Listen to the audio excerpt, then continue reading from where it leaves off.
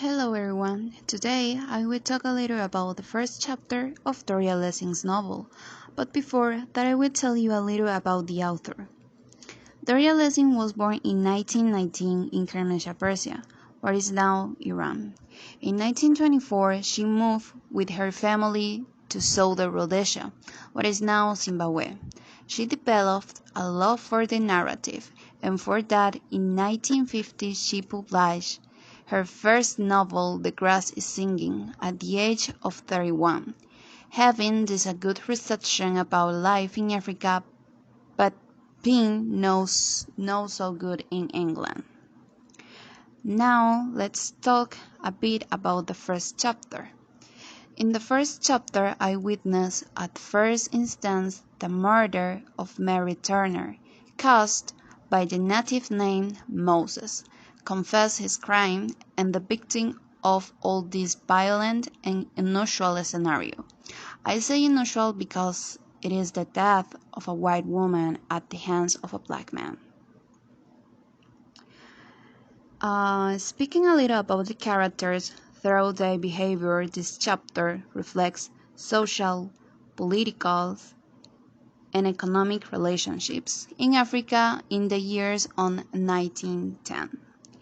In this case, within the communities of whites and blacks, these are two totally exclusive groups, since they do not coexist or integrate with each other. The only thing they have in common is mutual hatred. The whites, with their role of masters, obtaining money with the work of the blacks.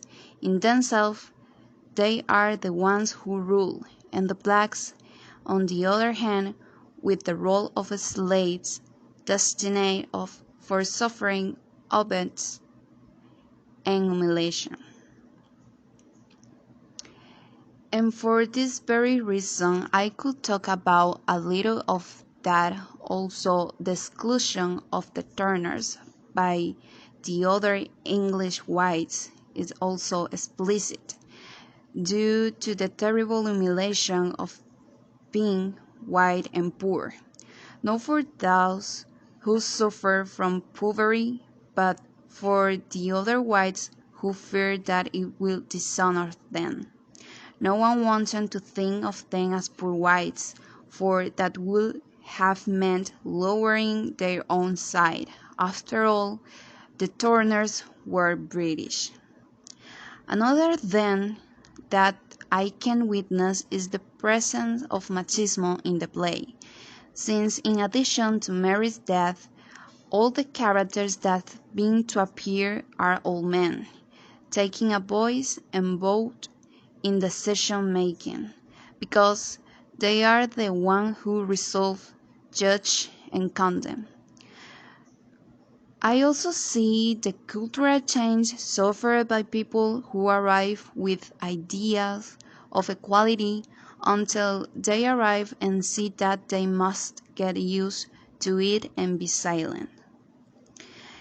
And I can observe that the symbol choose as a man of punishment by listening is the whip, representing power and brute force.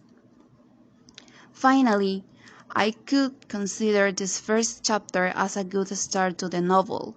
The author represents us from an objective situation, the death of Mary Turner.